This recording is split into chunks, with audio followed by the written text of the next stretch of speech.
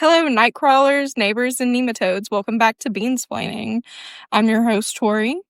And I'm your co-host, Patrick, also your local nematode hater. This week, we are running away from the world of fiction and diving into modern psychology. In today's episode, we'll be reviewing Dr. Gabor Mate's book, The Myth of Normal. We're going to be dropping in some of our personal experiences, and I just want to kind of hear your thoughts as well. There's going to be plenty of my personal thoughts in this, but I just want you to... We about to trauma dump the shit out of these people. Yes, that's exactly what I mean. I'm glad you read the room. Oh, yeah. This book was written by Mate and co-written by his son, Daniel Mate. The work and research discussed in this book can be credited directly to Gabor, but Daniel helped him significantly to get the book written in like a clear and engaging format. Daniel also is the voice actor for the audiobook, if anyone would prefer to listen to this one. Is Gabor from the United States? No. I'm going to go into his background. Is there anything you want to know specifically first? No, it's just an interesting name. It sounds from like Latin America almost. That's not where he's from. His family is from Hungary. His family is from Hungary. I think it's actually just Hungary. I'm sorry. Is it? I think it might be. I don't think that's how I've heard people pronounce it, but it could be Hungary. It's so hard in the South to determine if that's actual phonics on things or not. You know what? You can blame the Southern accent or not. It's up to whoever's interpretation. If you want to yell at me, feel free to do it via email. Cool. All right. So today we're going to be talking pretty in depth about the state of the world and how that affects people. I know it can be a rough subject, and honestly, totally get it. If any of the listeners are absolutely burned out when it comes to rehashing the good and overwhelmingly bad of modern day society, there is a light at the end of this tunnel, but please check in with your own mental health before continuing. The next hour or so will include discussions of trauma, physical and emotional, political policy, the ups and downs of the medical system, and a general outline of what Dr. Mate considers quote-unquote toxic in our culture. If it's not for you, I hope to see you back whenever you feel more up to delving into this topic. Bye-bye, Beans. Bye, guys. All right, if you're still here, get ready for some in-depth discussion about trauma. I'd like to preface with the fact that everything we say in this episode is either gleaned from my understanding from the book or personal opinion. We are not doctors and have a collective 3 brain cells most of the time. Yeah, they're pretty, they travel around between each one of us. Whoever needs them the most. Tori has control of the brain cells most of the time. Most of the time. I keep strong leashes on them. Yeah. Now, we may not be doctors, but Gabor Mate is. Specifically, he is a doctor of medicine and general family practice. He worked for over 20 years in a family practice in East Vancouver. He was also a leading physician at North America's first supervised injection site. Have you ever heard of those? No. Really? I have absolutely no idea what either one of those things are. It was just one thing. You First don't know what injection North site. America is? I know what North America, I mean, I know what Vancouver is, but like what injection site? Okay. So it's a supervised injection site. Where? The one he worked in was in Vancouver. So I actually knew about it from a Vice thing that I saw when I was younger. It is a medical clinic that is dedicated to housing a space for addicts. That way they can do drugs, especially drugs that are intravenous, in a sterilized environment, have access to like needles and things they need, and also have access to like health professionals as needed. Oh, yeah. Yeah. Never heard of that. Really? Yeah. I want to go ahead and go over some of his awards. Dr. Mate has also received several awards for his humanitarian work and contributions to psychology. He received the Hubert Evans Prize in Literary Nonfiction for his book In the Realm of Hungry Ghost. He references this book multiple times in The Myth of Normal. It's a book he wrote earlier in his career about addiction and treatment. I have not read it. In 2011, he was given the Civic Merit Award from the City of Vancouver for his contributions in the mental health field and to addiction treatment. In 2018, he was appointed a member of the Order of Canada, which is the country's highest civilian honor, apparently. He received this for his pioneering medical work, for example, the supervised injection sites, and his literary works. So the whole point behind the supervised injection sites is, you were like, just make it legal. I think it actually is legal. I think, and I don't know if it was at that time, but the whole point was harm reduction. Right. So the book is specifically titled The Myth of Normal, Trauma, Illness, and Healing in a Toxic Culture. That's the full title. It's a bit of It's a mouthful. It's a mouthful. When I first read this, my brain jumped to the very overused term toxic, quote unquote, like how everything is toxic nowadays. Yeah. The memification of the word toxic has kind of made it to where I don't really take it seriously. Like, yeah, if we're talking about toxicity in a physical sense, we can say this substance is like toxic to the human body, and I'll take that seriously. But when it comes to the clickbaity taglines like how to know your roommate is toxic, I take all of that with a grain of salt. I see stuff like that online all the time, and it's really crazy to me because if we were able to take the word as seriously as it is intended, you wouldn't have to develop a guide on finding out if your roommate is toxic. It would be painfully obvious, just like if you were to ingest a toxic substance. Maybe not to you if you're in the middle of something like that, but I found that it tends to be obvious to others around you, or at very least it's obvious to a therapist. So, considering the varying degrees in how we use these kinds of words, I want to go over the terms trauma, illness, healing, and toxic as they pertain to this book and how Dr. Matei wants them to be understood. Trauma is described as an injury that is the result of something that happens outside of the body. A lasting rupture or split within the self due to difficult or hurtful events. It's what happens within someone, not the events themselves. So basically, trauma is what happens inside of us and not what happens to us. Right. So an example, someone gets into a car accident. The car accident is what happened, but the injuries are the trauma. We tend to believe that those that are traumatized are part of the minority, but Matei argues in the culture we have today, there are very few people that did not experience some type of trauma. The book specifically says, quote unquote, someone without trauma would be an outlier in our society. He breaks it down further into big T trauma and little t trauma. Big T trauma are acts that should not have happened, such as child abuse. These are easy to identify as traumatic and will undoubtedly have lasting negative effects on the survivor. Little t trauma is nearly universal. Sometimes these events seem unimportant on the outside.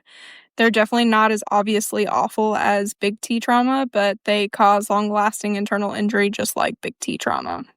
For instance, and I feel like this is one everyone can relate to in some way, if you grew up with a relative that constantly put you down, either a mother or a father that never, like, quote unquote, attuned to you and hardly ever had positive things to say, even if this familiar figure doesn't outrightly abuse the child, the lasting impression of, I'm not good enough. One of the scholars Matei references describes it as nothing happening when something could have profitably happened. It causes a loss of connection to ourselves and to our community. Gabor makes a reference to another doctor's words that state, open quotes, all trauma is preverbal, close quotes. Not only does this help us understand that trauma is often imbued in us before we can even speak, but also that trauma is often held somewhere in the body and not necessarily in ways we can always talk about. Now, none of this is to say that one person's trauma is more visual and understood by today's standards and therefore is more real. In contrast, Matei goes to great lengths to help us understand that all trauma inside the body, whether understood or not, is just as valid as any other. He also explains how to identify trauma versus stress. So much of this trauma is developed in childhood, but Matei explains that parents should not be burned at the stake for their involvement of the creation of these traumas. He's basically like, to be a good parent, you should do the best that you can. You should also understand that even if you don't do your absolute best, there are things that can happen within a child that you are not even aware of that will create lasting trauma. Denying this reality causes a block between the parent and the child. Yeah, kind of like my upbringing. Yeah, I mean, like, I think you had objectively really good parents, but that doesn't mean that they did and part of it is just you can't mind read, but also, do you have the tools and a sign of the times. We're understanding a lot of this more than we used to. Right. And I mean, like, that was kind of something, at least with my dad. Like, no, my parents never intentionally did anything to me to, like, cause harmful trauma. Like, they did the best they could. And that So was, no big T trauma. yeah, no big T trauma. But, that was always kind of, as an adult, I've had that conversation with my parents that, hey, there's a lot of things that I deal with in my day to day life that I'm kind of fucked up. And it's kind of because of things that you did. And, I told them at the end of the day, like, I know that these are my pitfalls and like my issues that I have to deal with on my own, but it was not done intentionally by you guys. And honestly, I'm happy with who I am today and I love myself. So honestly, if I could have had it done any other way, never would have had it done any other way other than the way that we did it. And that That's a really hard conversation to have. It is. It was It also sounds from the way you're describing it that you still have a hard time coming to terms with it. Because like as soon as you were like trying to make the statement that they had done something, you immediately took it back. You said, but I love who I am. Like, it's so hard to know that these people love you and they care about you and they do your best. And they also miss the mark sometimes. Yeah. And being stern about that and having that conversation. Yeah. I think definitely being in a mindset of everything isn't so clean cut. No, it's not. And that's another thing. One thing he talks about pretty often in this book is about how modern medicine looks at all of this as like very black and white. Like you have this trauma or you don't have this trauma, but there's so many minute day-to-day things that happen, so much little trauma that affects us, that it's so important for us to look at everything as a whole and not see it in black and white, to see it as variations of gray. He emphasizes the importance of taking accountability, but also noting that putting the entirety of the blame solely on parents is not only unfair, but unhelpful and inaccurate. Not only is trauma often a hard to avoid generational cycle, but trauma developed in childhood can come from something as seemingly inconsequential as a lack of attunement, i.e., in the case of Gabor and his mother. She was running away from Nazi Germany when he was a child, and due to the severity of their situation, she had to leave him in the care of trusted people that could keep him safe. Once she was finally able to see him again, the abandonment wound had already carved itself into Gabor. This was never the fault of his mother. Regardless, the trauma has to be addressed just like any other. Yeah. I don't think all traumas are intentional. Like, and that's no. And or controllable. Well, yeah, usually when we hear the word trauma, we definitely attribute it to something malicious, something direct, something intentional. And like when I first told my parents that, like they broke down because they were like, because perfectionist mindset of, oh fuck, I fucked up. No, it is what it is. Like there's no perfection. It doesn't matter. Like, and as a parent, you want the best for your child, and to know and have to come to terms with the fact that maybe you didn't provide the best. Maybe you provided the best that you could. Maybe you provided the best on someone else's standard, but maybe you didn't provide to their specific needs what they needed in that moment. Right. Which this is, again, a much more extreme situation. Right. Illness is a state of being. In this book, we're going to talk a lot more about diseases than something like, say, a virus that infiltrates the body. Matei and his cohorts talk a lot about illness and how it can be a teacher and like a phase of life. This is a big part of the book and it will make sense later, but I just want to make sure we all understand that we're not talking about getting a tapeworm or contracting COVID.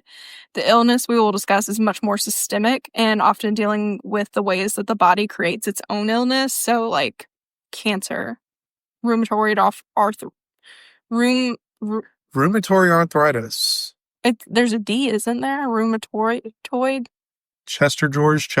We're in the deep south, baby. Just throw that D out the window. RA. What? We're going to call it RA. RA?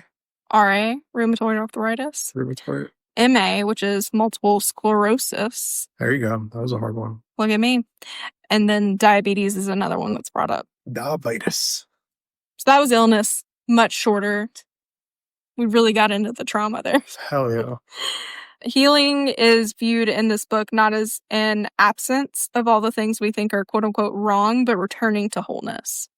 Today's society is obsessed with healing, but only for capital gain. We're overwhelmed with choices, but none of them are truly for wellness. They're for financial benefit. I was actually looking the other day into how to develop a healthy relationship with movement. I find it really difficult to not go back to what I used to do, which was basically use working out as a punishment for myself. And, you know, normally you can take to social media and you'll find an influencer or you'll find a coach of some sort that will give you a kind of routine or give you some tips on getting back into movement or whatever. I looked this stuff up on TikTok, and the only thing that was provided to me was a billion videos of an ad of some kind of like ab workout machine. And I'm like, nice. Healing in this book is described as like a oneness. For the body to be healed, we must heal the mind, and vice versa. And last but not least of my four I wanted to go over, toxic. How we were talking about how it. Ashniko song? Sure. Okay. Big T and little t, unresolved trauma and cultural dysfunction create these toxic systemic issues.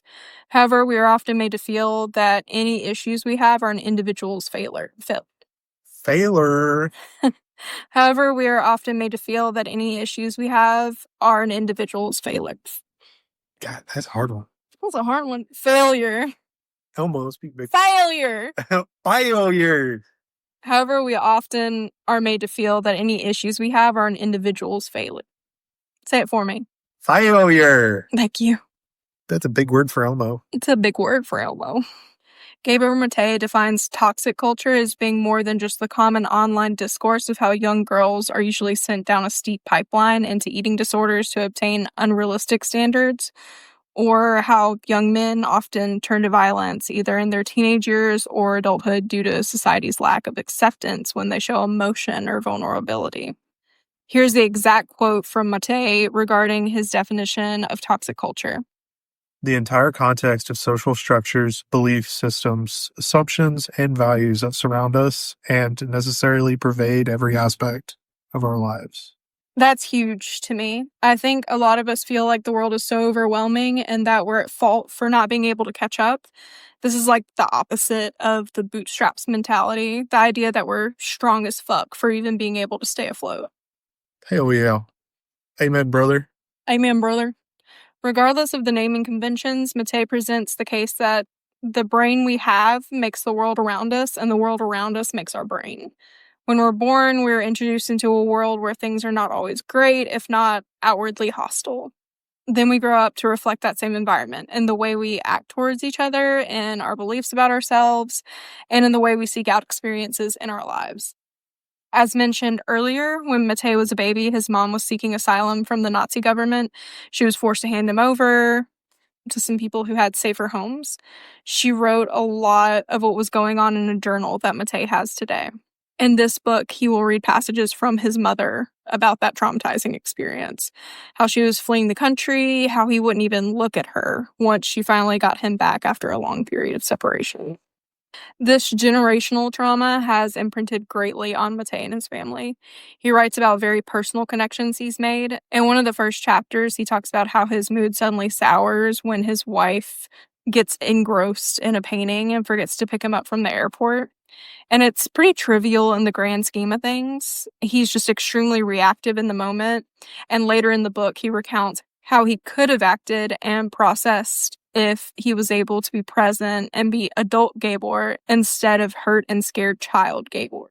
He goes on to talk about the mind-body connection and how he believes, based on research and firsthand experience, that all of these emotional conditions and internal thoughts create what we consider quote-unquote illness or disease. One of the situations he goes over is how patients with MS always tend to be extremely nice people pleasers. To the extent that with a good amount of accuracy, nurses and doctors that diagnose patients are able to tell offhand if a patient is going to be diagnosed on just based on how nice they are. Like, it's a whole thing in the book about, like, nurses will be, oh, he can't have multiple sclerosis. He's not nice enough. By the way, there is like science backing this. It's not just like. The celery gives us powers because it's celery. So this isn't some punishment for being kind. The kind of people that we're talking about are undoubtedly kind to those around them. They're just almost always not kind to themselves. They're not considerate of their own needs or wants, and along with other self-destructive tendencies, this creates opportunity for the body to develop cancer, illness, disease, etc. This sounds kind of far out, but when you read the science behind it, it doesn't sound nearly as crazy. I've also always thought these things to be true anyway, to some extent. I've spent a lot of my life bundled up in like a taut mess of tangled strings due to stress. I've had plenty of health issues, and after years of going to doctors who would say, like, well, you have this, but we can't tell you why, or we'll run some tests, but all we can do is treat this symptom or that symptom. I finally started taking my mental health more seriously. I went to a doctor and told her, like, I just couldn't handle it anymore. I didn't anticipate getting better. I just wanted to be medicated so I would stop having meltdowns and, like, be able to get a grip. But when all of my ailments started to, like, fall away as soon as my anxiety was managed, I felt an immense sense of relief and astonishment. I mean, could it really, like, have been all in my head? Dr. Matei and many doctors I've seen since that day agree and disagree. The whole point is that the mind and body are one. If you have mental trauma, it is going to affect your physical health. The longer you push it, the more impacts it will have to your overall health. There's much more linked to the mind and body than we like can scientifically prove. Actually, but that's what this whole book is about. We have proved a lot of it, but there's, and I'm going to get into, what that looks like in the medical field, but we have so many studies that prove that we should be changing so much about how we handle medicine. Right. And we just haven't done it as a society. Yeah. And I mean, that's what I'm like kind of getting into is at least mainstream wise, like, yeah, they're just like, oh, I know with you, it was like, I just grew up in a household that did not believe in doctors. They were like, unless your leg is broken, you're fine. It's just something you need to deal with, or you need to talk to God about it. That was a big one. Yeah. Which Matei does explain the importance of believing in a higher power and how spirituality is an important component for most people. I hear my bit about RFK firing out your SSRIs. I'd love to hear your bit. Give me the bit. Get a little sad sometimes. We're going to send you off to the farm. That's it. Oh, it's your impersonation? Yeah. That was pretty good. I bet. I like it. Sorry, I saw one and I didn't. This next one I'd is go not straight to the farm. Yeah, the next I'm was unwell. RFK being your trip sitter, and he's like, Oh, I think you God. took too much. I think you took too much. I'd rather his worms be my trip sitter instead of him. One of the women that Matei mentions, her name is Julia. She has RA. She's in her 40s at the time this book is written, I believe. According to Matei, she is now symptom and medication free after much work to deconstruct her trauma and understand her body. Matei provides a direct quote from Julia, open quotes, I have wonderful conversations with my rheumatoid arthritis. Rheumatoid.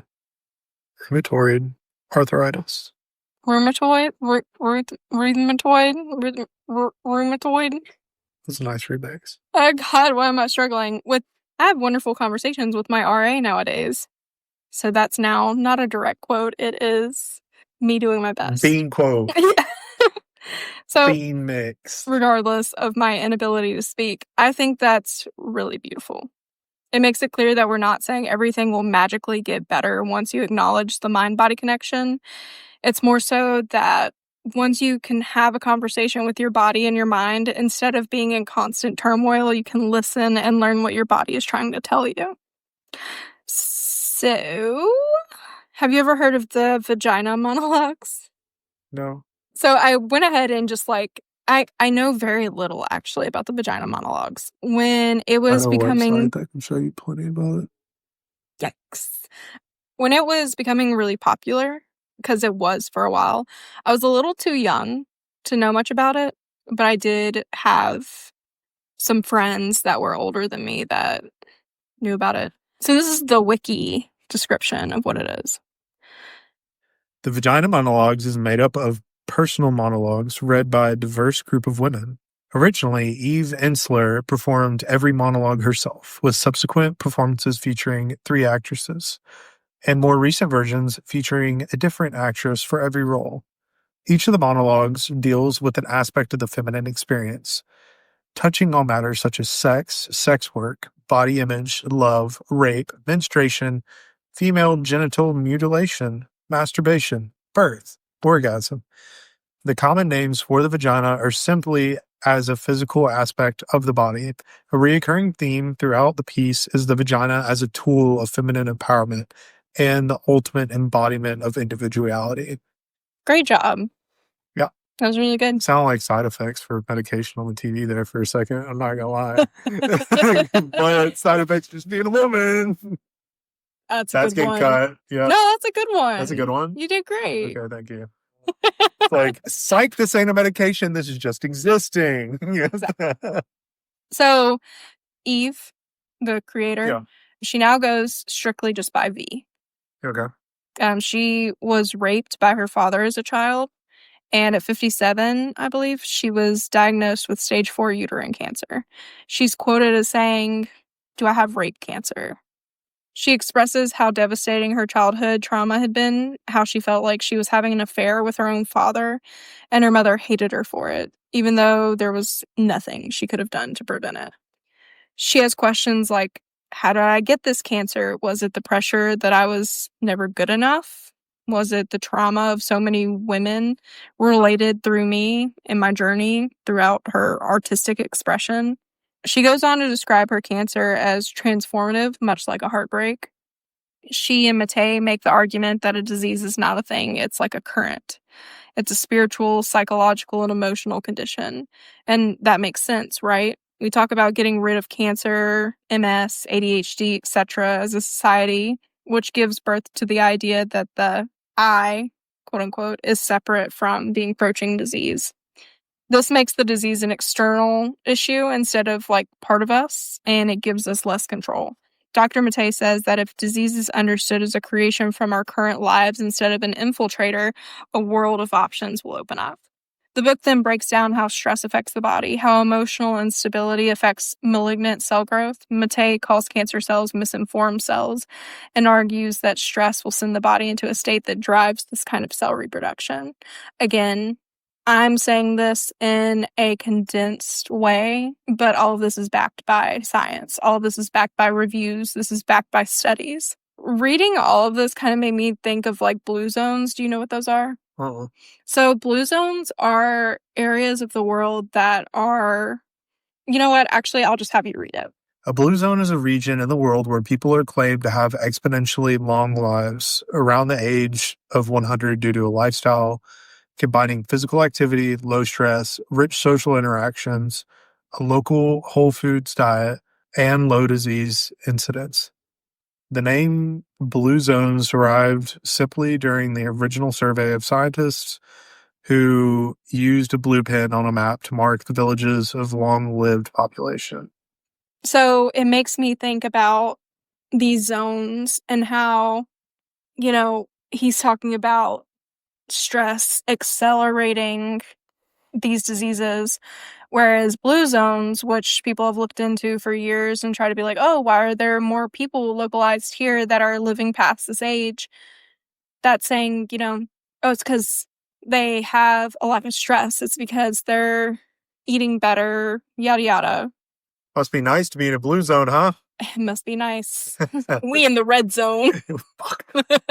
It's hella red out here, dude. Hella red in America.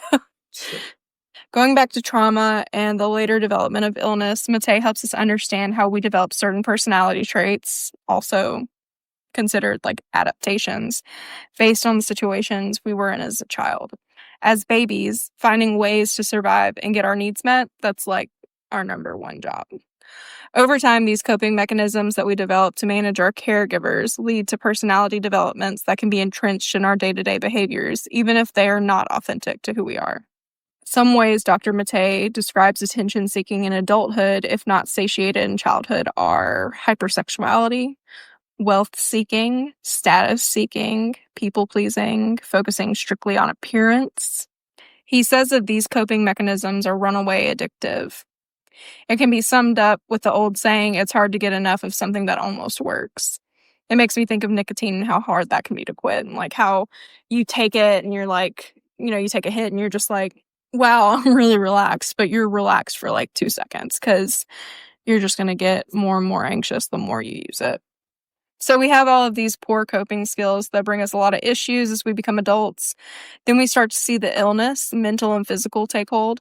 The book provides lots of studies and statistics about the rise of autoimmune disorders, how modern medicine cannot account for or cure these rampaging epidemics. Some doctors have heeded this and choose to bring mind-body wellness into their discussions with their patients. One doctor who requested anonymity for fear of being ridiculed by her colleagues told Mattei about the success she's had with her patient's healing journey. He says he's not surprised, even though modern medicine is taking a long time to catch up. There are many studies and reviews already that describe the connection and how important it is to obtain overall health and how important it is for doctors to, like, basically, if you're in, say, hey, I have this, like, back pain that just won't go away. Well, let's talk about like your life, right? Let's not just talk about your back pain, because maybe your back pain comes from the fact that you have a job that you physically cannot do. Well, us giving you back surgery is not going to change that. Mm-hmm. It's a lifestyle change as opposed to. And not just a lifestyle of like what you're doing physically, but what's going on in your brain. Right. He ends up comparing health and how we see medicine as a systems thinking issue. Have you ever studied systems thinking or heard of it? I read a book on it, actually. It was a book your sister was reading. It was called Thinking in Systems, a primer by Donella H. Meadows. The idea is pretty simple, but it's cool to have a framework to explain it. It's basically how everything is interconnected.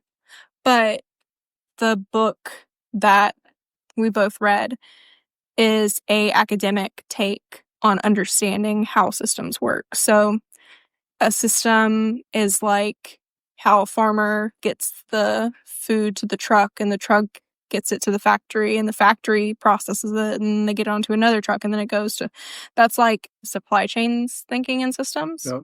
But thinking in systems in this context is more how there's nothing that is not affected in the body by other parts of the body. Right. Like it's all a chain reaction. Mm-hmm. Yeah.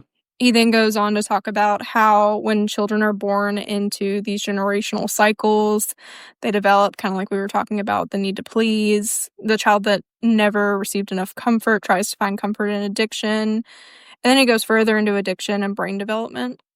After we kind of talk about what's happening to children, we look a little bit further back at that system's view, and it's kind of like a shit rolls downhill view. There are societal things that affect familiar things, which affect personal things, which affect cellular things. Mm-hmm.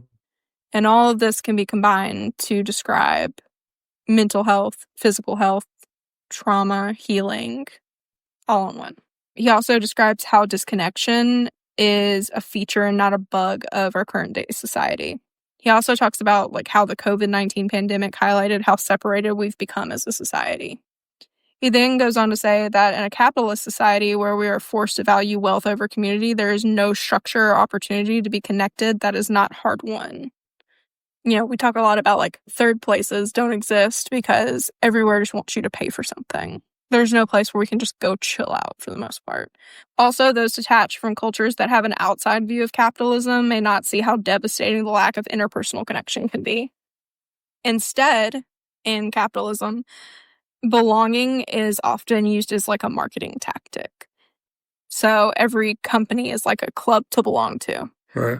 Like Nike, everyone's got to be wearing the newest or the... I mean, even look at us growing up in school, there was trends and fads that came up. North like Face was a big one Cole where I Haans was. shoes. I can name shoes off the top of my head. Nike Shocks were big around middle school, and then early high school was Sperry's, Mm-hmm. and then it moved from Sperry's to Cole Haans, which were much more expensive. And then before all of those, it was Clark's. But yeah, every company is like a club to belong to. Right. Competition is the antithesis to community building. You got that word out really good. I'm proud of you. Thank you. Whenever we're in competition, we're not in a group. We're creating further dissatisfaction for one another. Consumerism exploits all of our insecurities, personal and interpersonal. We have to like chase those things that we can't obtain. Like we're talking about, you always had to have this one specific brand shoe. If you are not financially prepared to have that kind of change, if your parents can't afford it, you're now on the out group because of capitalism. Right. At the end of the day, it's not a surprise that we're more like addicted, chronically ill, and mentally unwell. One quote that he added, I can't remember who it was from, but they said, not all sociopaths are in prison. Some are in the boardroom. It wasn't Matei that said it, but I thought that was really funny because honestly, we were talking about like we don't get to make a lot of these decisions, but the people who do make these decisions have decided that the cost is worth it. Right.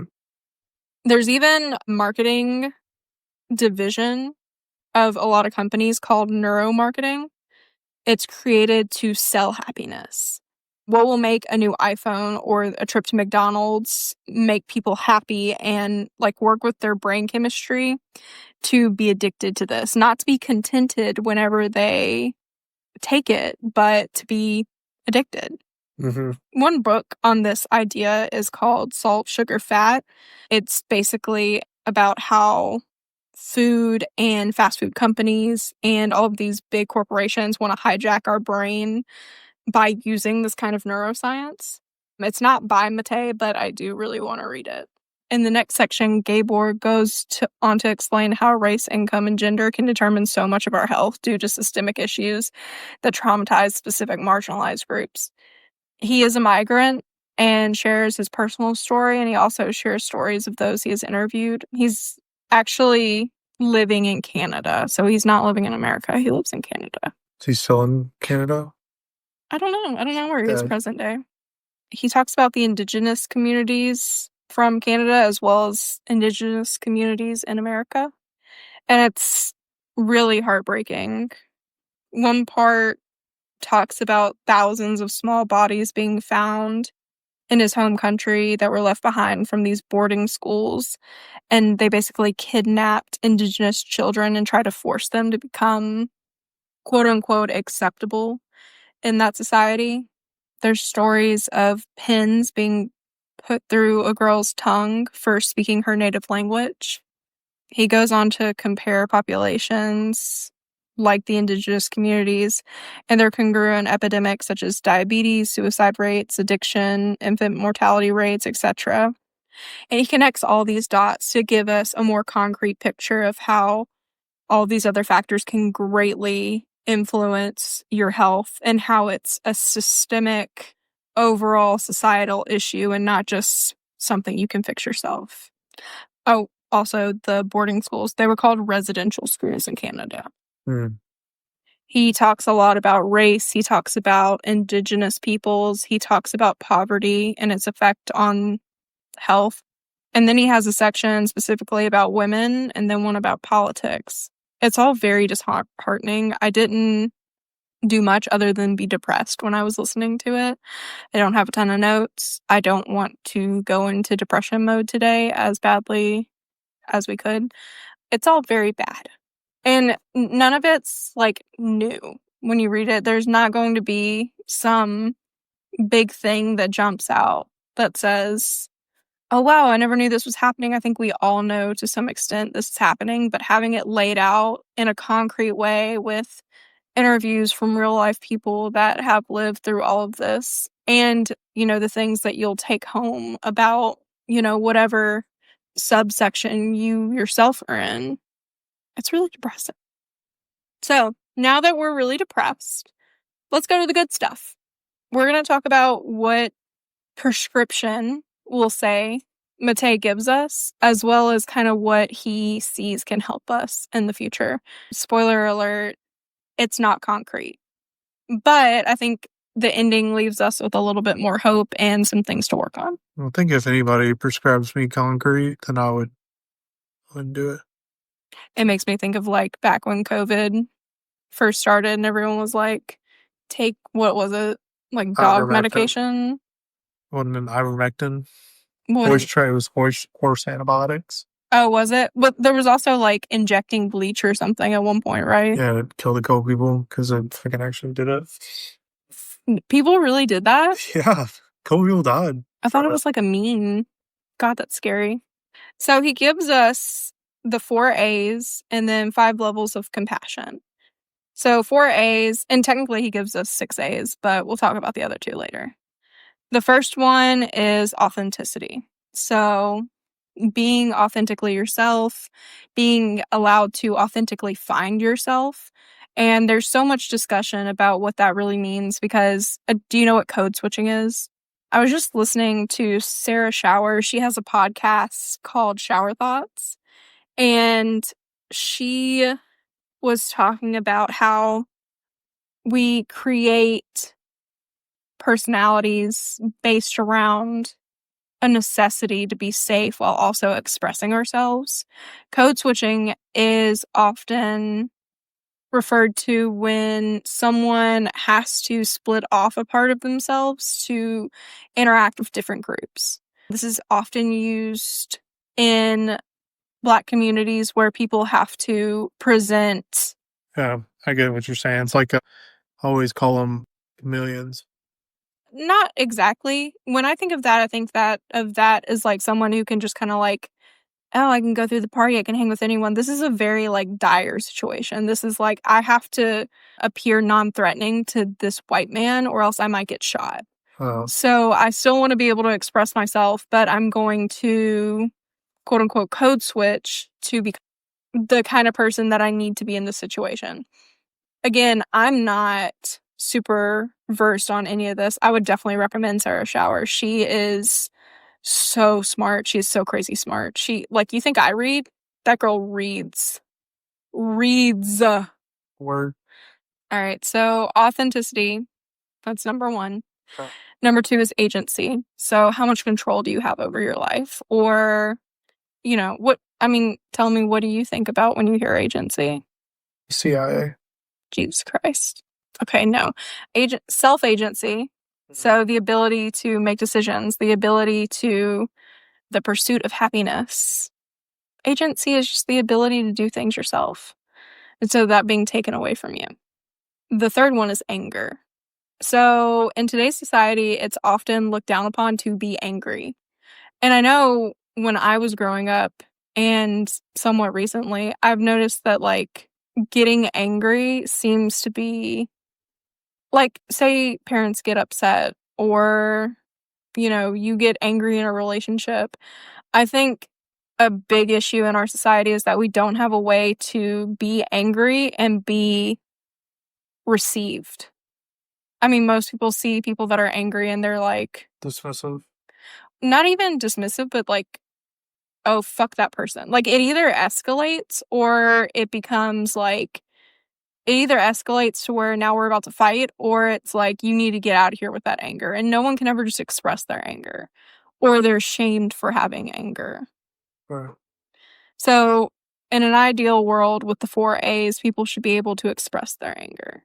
Anger is a sign saying, this isn't right. This isn't okay. I need to stand up for myself. I need to do XYZ to make myself safe and okay.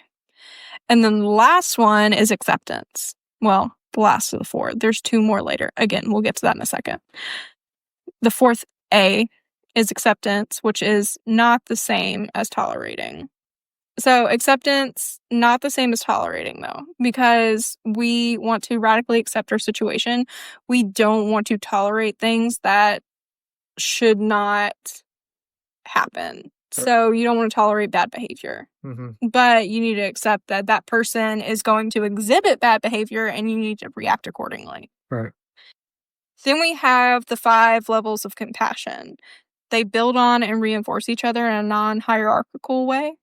So these are the things that are going to help us move towards a society that is not toxic. So the first level of compassion is ordinary human compassion, the ability to be with suffering, be with others suffering, like empathy. It can be worn down over time, compassion fatigue. To maintain it, you got to rest. It's not the same thing as pity. Pity does not give empowerment. To have pity on someone, you have to have an unequal position or a belief that you have an unequal position. And we're also not talking self-pity. Solace in seeing oneself in a world of hurt is not what we want. We want self-compassion. And you don't want to resist things or cover things up. It's just self-compassion just says, I am hurting. Then our second level is compassion of curiosity and understanding, also called the compassion of context. Everything exists for a reason, and that reason matters. Why any group or person would end up being the way they are or the things they do matters. For example, not judging an addict, but instead asking what led to this situation. We often want easy explanations and quick judgments, but that's not going to help us develop a less toxic society. So, I see you and I see, you're in this situation. Let me try to be curious and try to understand where you're coming from. Then we have the compassion of recognition, and that's seeing yourself in others. We're all human and we have all struggled. We should also be willing to help others. Matei says next time you feel intense judgment, check your body sensations. It's going to feel unpleasant. Your automatic mind is running on a wheel of shame, and you should inquire into your judgments with compassionate curiosity and not shame yourself for feeling this way, but try to understand where you're coming from if you are judging other people. Then we have the compassion of truth. Sometimes people think it's kind to lie, to cover up things, make things feel better. This goes against authenticity. We do no favors by handling people's pain for them in this way. Pain is an alarm we need. This tells us when something is wrong. Sometimes people shy away from authenticity because they're scared of losing others. However, you will only truly be seen and understood with the truth. Truth must have compassion.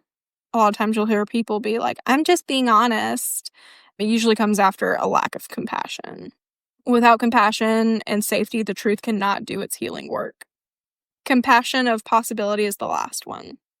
Wonder, awe, mystery, imagination. I think of this as like thinking positively or being optimistic. Even if you're in a part of your life that feels like it will never fit you or that you'll never get through something, compassion of possibility allows yourself to believe in the possibility that things can and will be good. My therapist calls this balanced thinking. If we go ahead and keep our thoughts sunk into one line of thinking, we can never be open to the good in life or the options available to us. Those are his main ideas of how we can construct a more beneficial society, healing society. A more healed society. But he also wants us to look at ayahuasca.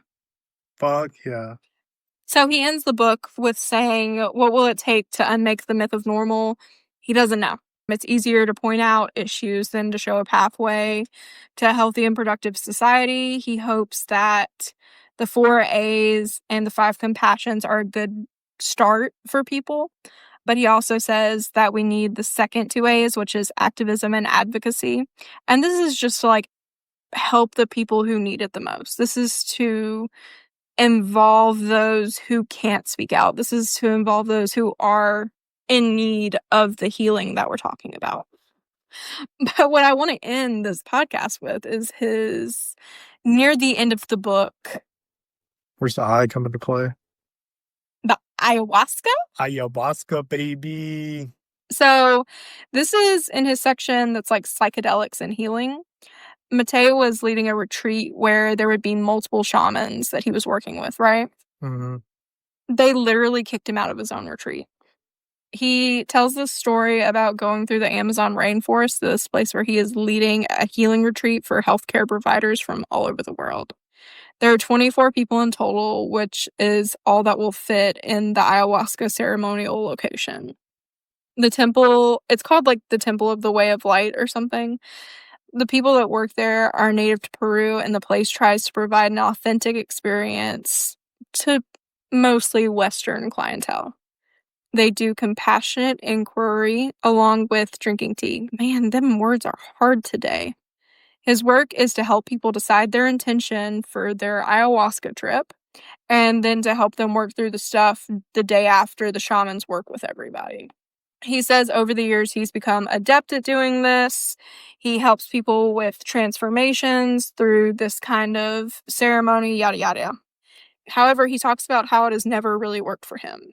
He's never had a deep thought, just mild nausea and a wish that more would happen whenever he's on these trips.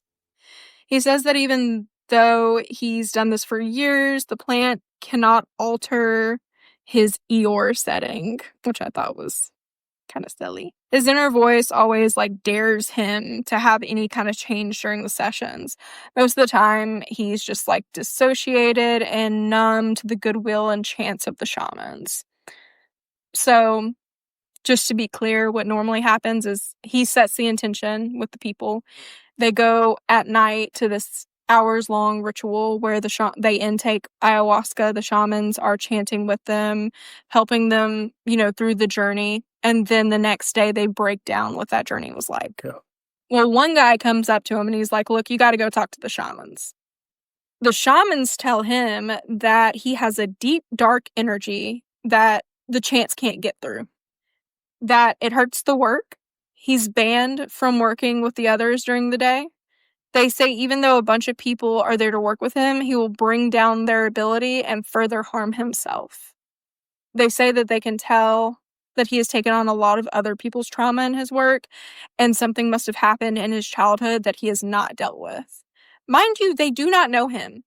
They literally had not even heard of him until the night before. They didn't know of his childhood story or the work that he does. They say they can help him, and he is socially distanced from the retreat. He's not able to do anything except read, do yoga, walk paths, etc. Then he and a single shaman go into a private tent. They do the ceremony for about 3 hours a night. First 4 nights, no new experiences, just ease. He feels like a weight is being lifted off him as he does all of this work. Mm-hmm. Then on the 5th night, it hits him. He loses all control, thrown into a mat by the medicine kicking in, and he's still in silent for 2 hours except for laughter and crying.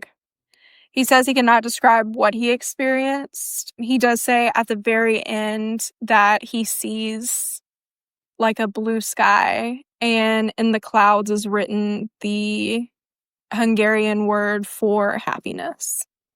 The shaman later described it as Gabor communicating with God. He tells this experience to emphasize the fact that he really believes in using psychedelics to help further people's mental health journey. He says that it's important to use to assist in shifts of consciousness and recommends a book called How to Change Our Minds. It's like a book on health and psychedelics. It actually kind of blew up. Another helpful link, at least from my personal experience, on people using psychedelics and psychotropics, that's another term for it, for PTSD and just mental health trauma in general, is Sean Ryan Show. It's a huge podcast. It's like top 10. Really? I've never heard of it. So Sean Ryan is ex-CIA, ex-Navy SEAL. He interviews any and everybody, really. But one of his things that he's found that's brought him a lot of peace from he's not as much of like an active combat tour veteran as like a lot of the people he interviews are. A lot of the guys he interviews have like missing limbs, stuff like that. Like they're just severely damaged.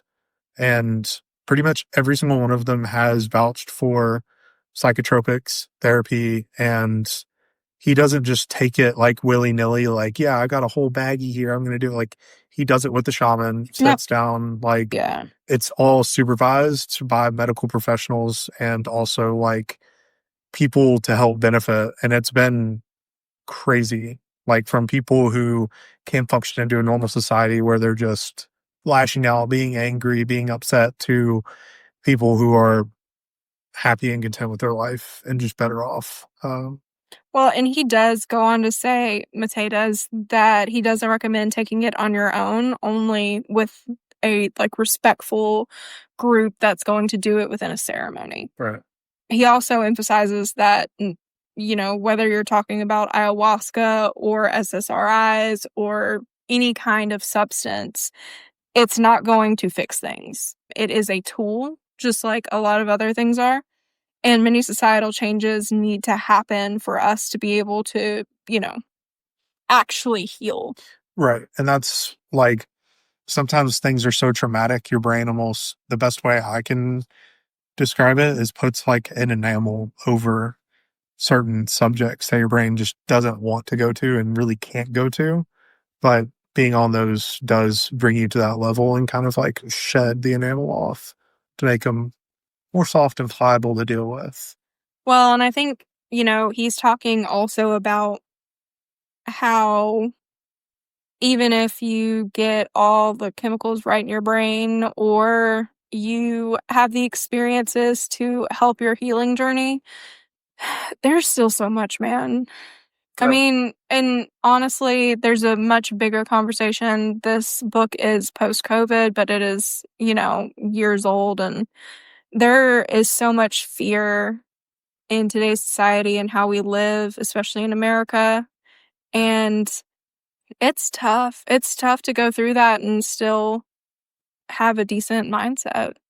And we don't even, like us personally, we're talking about our experiences, but we don't even have it like nearly as bad as a lot of people do. Yeah. Well, this has been a very information loaded episode. Yeah, we're going to get more into fiction soon. I know for sure we're doing the last episode of the Rifter series very soon. Not sure which week that's going to be out, but it is going to be out soon. I don't know. I was really excited. When I read this book, I actually was recommended this by my psychologist. When I read this book, it connected so many things for me, and I think the biggest good feeling I had was that, oh, it's not all me. It's not like, I think there's so much in America and in our society that pushes you to think it's because you couldn't pull your bootstraps up tight enough. And I think this book does a really good job of explaining that that's not the case. And I am definitely working on those compassions, especially self-compassion. Yeah. So my beans are like 4.5. Yeah. How are your beans? 4.